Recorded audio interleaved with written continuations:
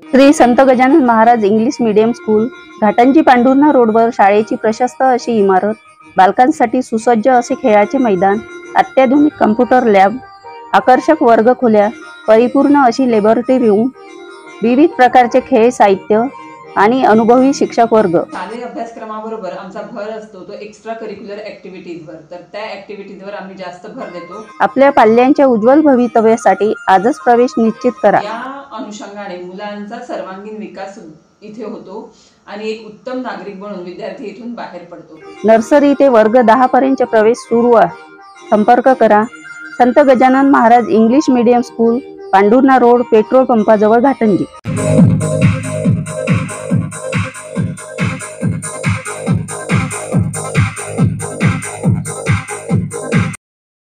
बातमी आहे यवतमाळमधून। यवतमाळमध्ये आज आंतरराष्ट्रीय योगा दिनाचे आयोजन करण्यात आले होते। यवतमाळ जिल्ह्याचे पालकमंत्री नामदार संजय राठोड यांनी उपस्थित राहून योगा केला।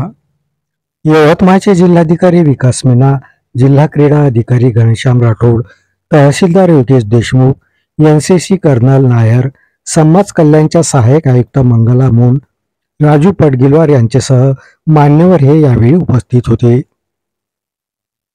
यवतमाळच्या जिल्हा क्रीडा संकुलमध्ये आयोजित आंतरराष्ट्रीय योगा दिनाचे उद्घाटन यवतमाळ जिल्ह्याचे पालकमंत्री नामदार संजय राठोड यांच्या हस्ते करण्यात आले।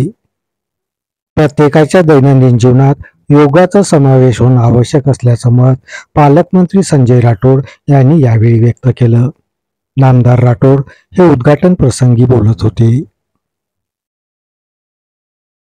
योग दिनाच्या मी खूप खूप हार्दिक शुभेच्छा या ठिकाणी देतो। शारीरिक आरोग्य सुधारण्यासाठी, मानसिक तणाव कमी करण्यासाठी, एकाग्रता वाढवण्यासाठी, त्याच पद्धतीने रोग प्रतिकार शक्ती सुद्धा बळकट करण्यासाठी आणि त्या सोबतच आपल्यामध्ये असलेला संयम, सहनशीलता आणि आनंदाचा भाव वाढवण्यासाठी या ठिकाणी योग ही भारताची प्राचीन आणि समृद्ध परंपरा या ठिकाणी आपण प्रत्येकाने स्वीकारली पाहिजे आणि ही काळाची गरज या ठिकाणी आहे।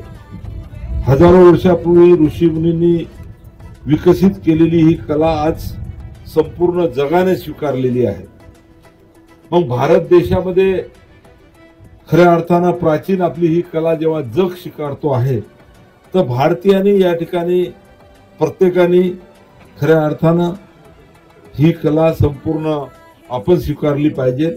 आज युरोप असेल, अमेरिका असेल, ऑस्ट्रेलिया असेल, अशा देशामध्ये सुद्धा लोक सकाळी नियमित योगा अभ्यास करतात।